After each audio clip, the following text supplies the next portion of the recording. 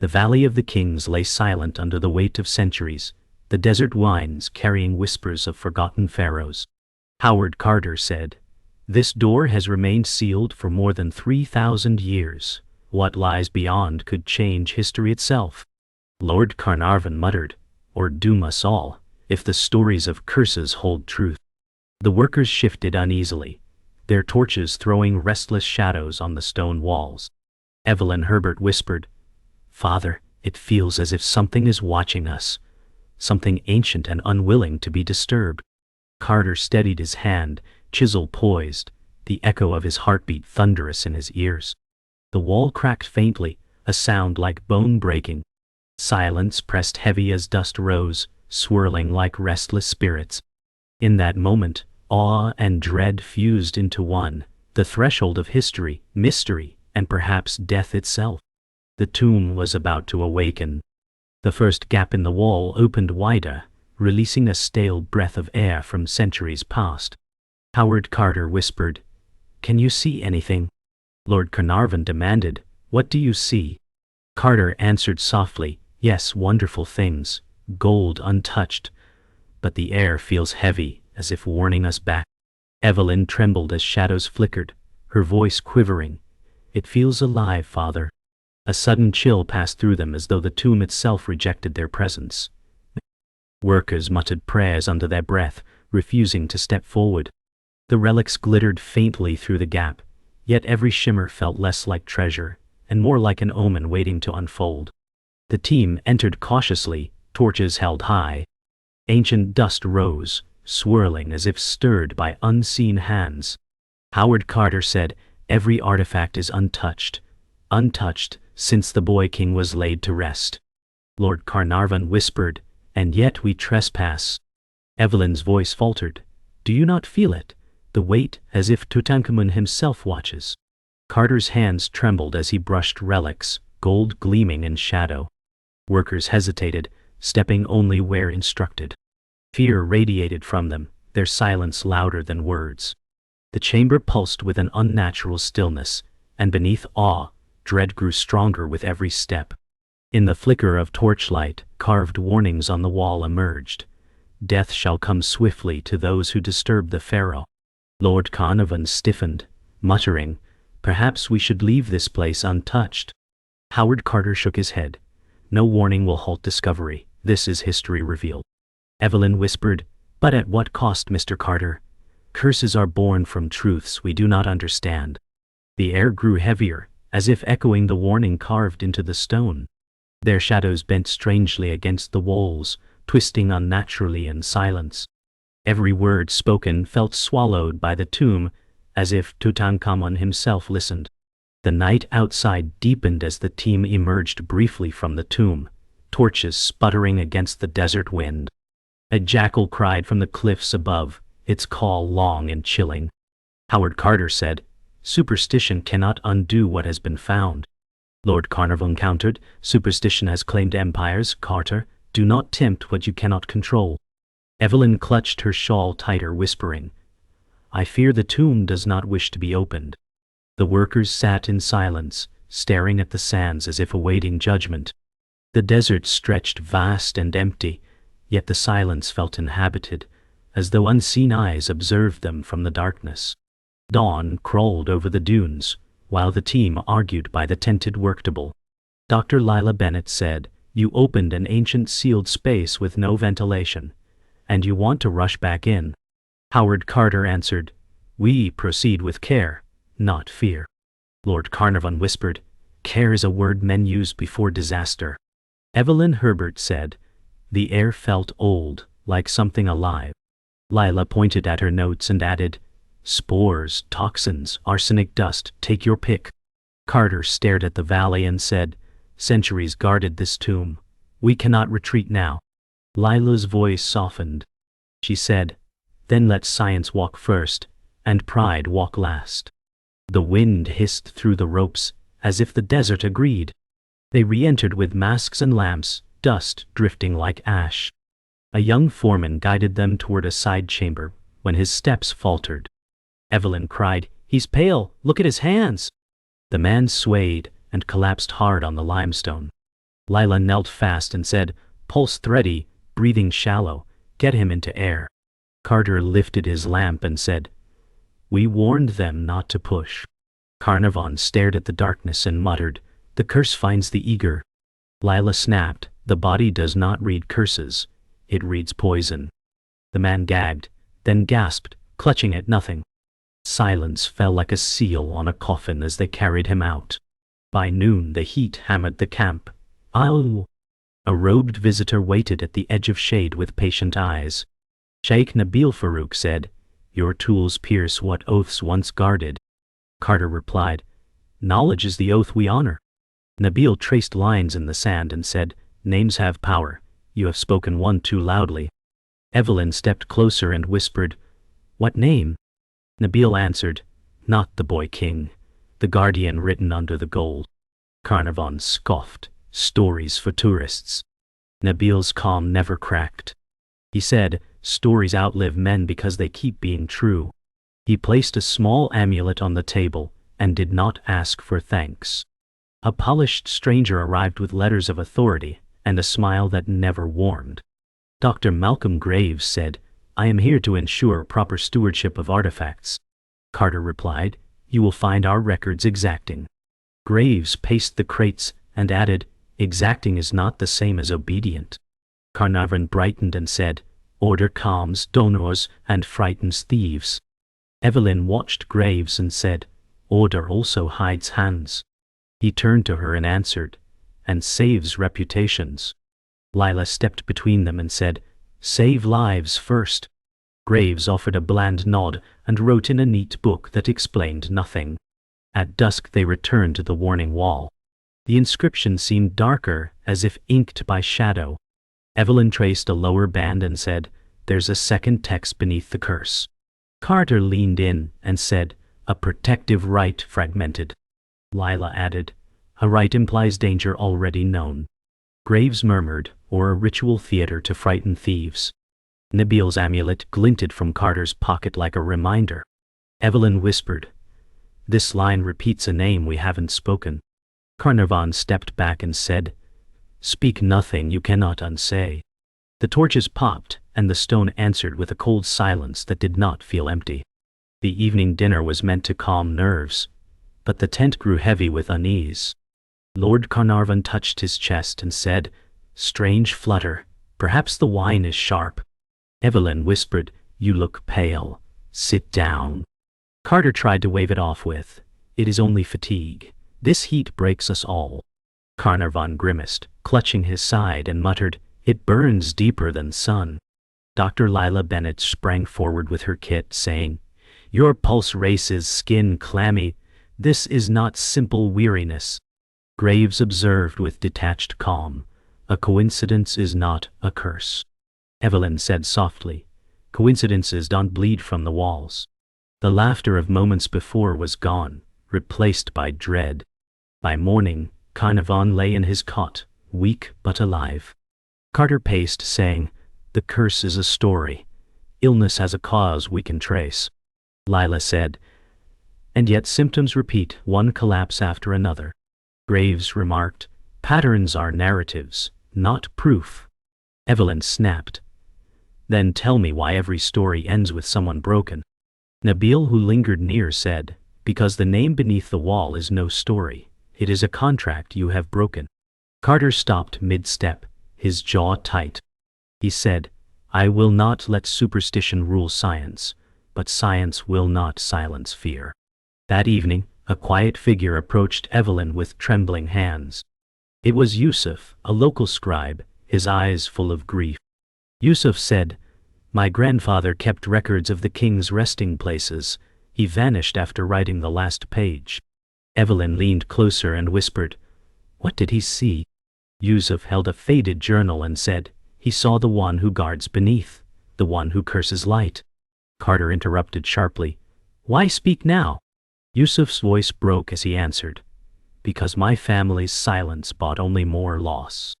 Evelyn touched his arm gently, saying, "Then maybe your truth is the key." Later that night, Carter studied maps by lamplight. Lila entered, arms crossed. She said, You're chasing shadows that cost lives. Carter replied, shadows hide truths no one else dares face. Lila sighed, you're blind to the toll. Even Evelyn trembles each step deeper. Carter's eyes softened briefly. He said, her courage is stronger than fear. Lila shook her head saying, no, it's stronger because she feels the fear. He looked down at the glyphs and said, then let the fear guide us, not stop us. Silence stretched before she said quietly, or it will bury us all. Days later, tragedy struck again. One of the excavation overseers stumbled into camp coughing violently. Blood stained his lips before he collapsed in the dust. Evelyn screamed, not again. Lila dropped beside him, working furiously, but his chest barely moved. Carter barked, water, get water. Graves stood with folded arms and said, how many more before you admit what's written is real? Carter shouted back, what's real is poison, not phantoms. The man's breath rattled and faded, leaving stillness. Nabil whispered, the desert has claimed another. The silence grew unbearable, broken only by Evelyn's quiet sobs. The tomb's deeper passage exhaled cool air that smelled of stone and resin. Evelyn whispered, it feels like walking into lungs. Carter held his lamp higher and said, these lungs breathe history, not curses. Lila murmured, history that suffocates if mishandled. Graves smirked faintly, saying, or if told to the wrong ears. Nabil's voice echoed softly, some ears were never meant to hear. They reached a painted panel where gods stared in silence, their eyes alive in the torchlight. Carter said firmly, this is language carved for eternity. Eternity will speak now. But his own hands trembled as he traced the painted edge. Back at camp, Evelyn studied Yusuf's journal by lamplight. She whispered, this ink tells of guardians bound with words older than kings. Yusuf nodded and said, my grandfather wrote of a vow sealed in fire. He vanished after. Graves scoffed, a family myth, nothing more. Evelyn's eyes hardened. Myths survive when truths are inconvenient. Lila touched the parchment and said, the ink is old, the script authentic. This is no forgery. Carter leaned close, his voice rough. If it's real, then the warning isn't legend, it's instruction. Evelyn whispered, instruction for whom? And the lamplight shuddered as if it too feared the answer. Lord Carnarvon, weakened but restless, demanded to see the chamber again. Evelyn protested, you shouldn't be walking. Carnarvon barked, my fortune dug this tomb, I will see it. Carter steadied him and said, at least lean on me. Carnarvon coughed, I will lean on no one but the past itself. They reached the threshold, and his gaze caught on the golden sarcophagus glittering beyond the antechamber. He whispered, so much splendor for one boy. Lila said sharply, not splendor, warning. Carnarvon's lips curled in a bitter smile. Then let the warning be damned, he muttered, even as his steps faltered once more. That night, Evelyn dreamed restlessly. She saw painted eyes opening, walls dripping with shadow, and the name beneath the curse echoing in whispers. She woke, gasping, clutching the amulet Nabil had left her. She whispered, it followed me. Lila stirred beside her cot and said, it's exhaustion, nothing more. Evelyn's voice shook. No, it spoke, it warned. Lila held her hand, saying, then we decipher it, not fear it. Evelyn stared at the amulet gleaming faintly and whispered, what if deciphering is what unleashes it? The desert wind outside wailed as if mocking the fragile comfort of reason. Morning brought no peace. Carter stood before the assembled team and said, we cannot let fear rule this excavation. The tomb speaks through symbols, not spirits. Graves added smoothly, and through the hands of those who control the narrative. Evelyn cut in sharply, no one controls the dead. Carnarvon groaned. The dead control us, one illness at a time. Lila countered, then let medicine lead, not myth. Yusuf clutched his journal and whispered, yet every page agrees with the myth. Nabil bowed his head, saying, because myth is memory. Carter clenched his fists and said, then memory must surrender to truth. The excavation pressed deeper into hidden corridors. Wide. Carter led the way, saying, "We are closer to the heart." Evelyn whispered, "And closer to whatever waits." Graves chuckled darkly. "Then let us hope it's treasure, not demons." Lila said firmly, "Demons or not, the air grows toxic. Smell it." Carnarvon leaned heavily on his cane, muttering, "Gold is worth foul air." Nabil's voice echoed, "Air remembers. What it carries is not always breath." Yusuf followed, clutching his journal tight. The torches flickered against murals of gods punishing mortals. Carter said sharply, "Warnings are painted to scare the unworthy. We are not unworthy." Yet his voice cracked. That evening, a sandstorm swept over the valley. The camp's tents shuddered, ropes straining. Evelyn cried, "It's like the desert itself is striking us." Carter shouted against the roar, "Secure the supplies." Lila grabbed her medical kit, saying, "We'll need it soon." Graves' eyes glinted as he muttered, "Even nature conspires in the curse." Carnarvon coughed violently, collapsing into his chair. Nabil, steady in the storm, said, "This is no curse. It is the desert's wrath answering trespass." Evelyn clung to Carter's arm and cried, "Then how do we answer back?" Carter's jaw tightened by refusing to bow. When the storm cleared, silence fell heavy. Yusuf trembled, opening his grandfather's journal to a page marked with a red seal. He whispered, "This speaks of blood taken as toll." Evelyn leaned closer, her voice thin. "Blood already stains this place." Carter snapped, "We don't need superstition, we need evidence." Graves said slyly, "Evidence and superstition often look the same." Nabil intoned, "The desert does not lie. You are all witnesses now." Lila looked up at Carter, saying, "You cannot deny patterns when they bleed into your hands." Carter's fists clenched around the torch as he muttered, "Then let truth bleed too." Later, Evelyn confronted Carter in his tent. She said, "You pretend the curse is myth, yet your hands shake when you write." Carter froze, staring at the ink-stained pages. He muttered, "Because the past is never silent. It scratches until answered." Evelyn pressed, "Then stop answering with denial." His eyes softened, and he whispered, "If I stop denying, I'll start believing, and belief will bury us faster than sand." Evelyn reached for his hand, trembling. "Belief may bury us," she said, "but denial is already killing us." Their silence hung heavier than the tombstones. Another death struck. A workman collapsed near the tomb entrance, his body twisted in sudden agony. Lila rushed forward, crying, "Not again, not like this." Carter yelled, "Get him inside." Graves shook his head and said coldly, "Inside or out, the curse waits." Evelyn knelt beside the dying man, whispering, "He looks like my father did in his last hour." Carnarvon shuddered in his cot, whispering, "Then the curse spares none." Nabil raised his staff and said, "The line has been crossed too many times. Each step deeper feeds the hunger." Carter's voice cracked as he whispered, "Then we are already in its stomach." The tomb's inner chamber loomed with suffocating stillness.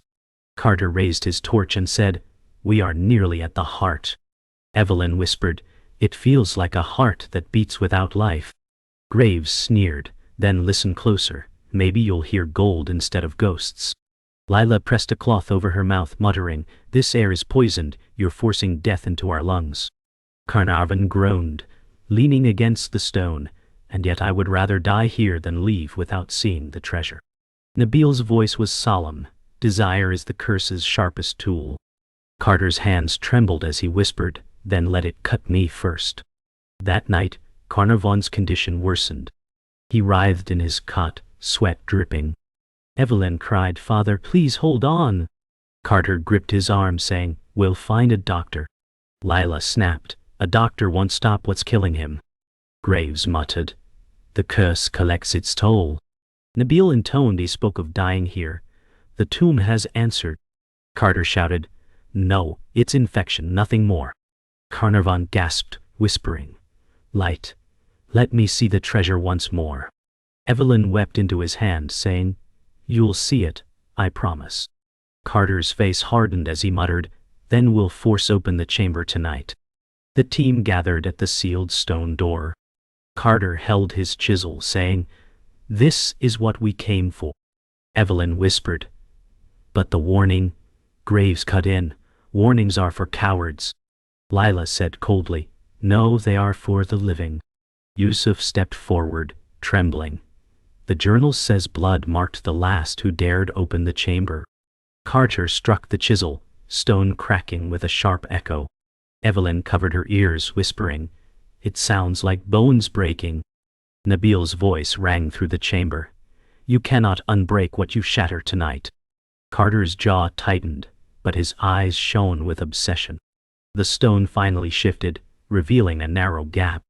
A foul wind burst forth, carrying a stench of rot. Evelyn recoiled, gagging, "It smells like death itself." Lila pressed her handkerchief harder, muttering, "Bacteria sealed for centuries." Graves inhaled deeply and laughed, "Even decay smells like victory." Carter thrust the torch inside, saying, "No smell can frighten me from what's ours." Nabil's voice grew firm, "Then it is not yours. It has chosen you." Yusuf whispered, "Or condemned you." The torchlight revealed glints of gold within the darkness. Evelyn's eyes widened with both awe and dread, whispering, "It's beautiful. And it's terrible."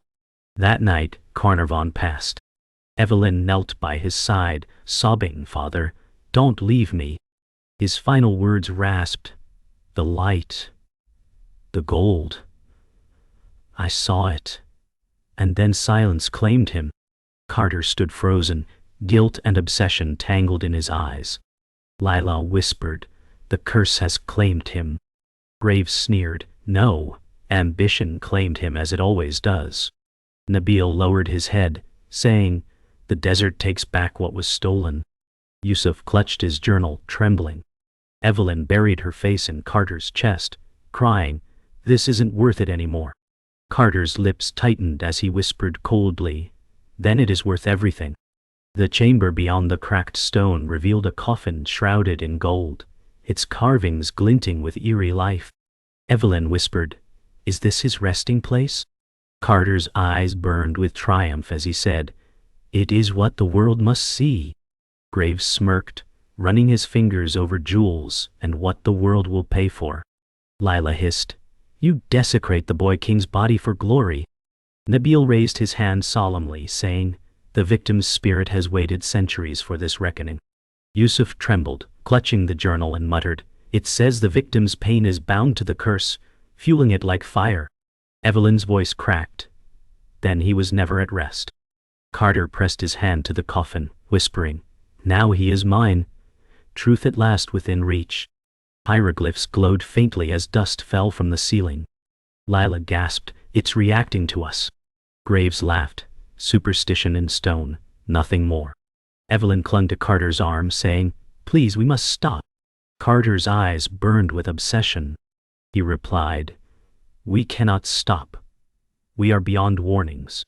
Nabil said, "Then hear the final warning. This tomb was sealed with the weight of blood, not stone." Yusuf whispered, "The journal says those who defy Tut will carry his silence forever."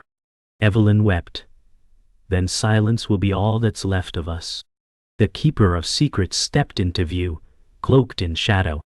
Graves smirked, "At last, you reveal yourself." Carter demanded, "What are you hiding?" The keeper said coldly, "I hide the truth from those too blind to survive it."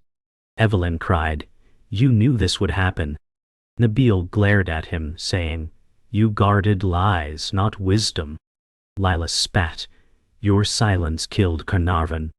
The keeper's voice was low, "Better one life lost than the world poisoned." Carter roared, "You'll not silence me." He raised his torch higher, the chamber erupting in shadow and flame. The chamber shook violently. Gold artifacts toppled, echoing like thunder. Evelyn screamed, "It's collapsing!" Lila pulled her back, shouting, "Stay away from the walls."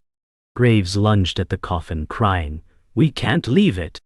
Nabil shouted, "Then you'll be buried with it." Yusuf dropped the journal, clutching his head, "The curse has awakened." Carter bellowed, I'll not leave without Tutankhamun's truth. The keeper whispered, then truth will bury you. Dust and stone rained as the sarcophagus lid trembled. When the dust settled, silence cloaked the tomb. Graves lay crushed beneath rubble, eyes wide in death. Evelyn clung to Carter, whispering, "It's over, isn't it?" Nabil shook his head. "It has only begun." Lila wept softly. "The curse is real." Yusuf picked up the torn journal, whispering, "It says the curse never ends, only waits." The keeper's shadow vanished into the darkness. Carter stood before the coffin, broken yet unyielding, whispering, "Then let it wait for me." The sarcophagus lid cracked open slightly, a sliver of gold glinting like an unblinking eye.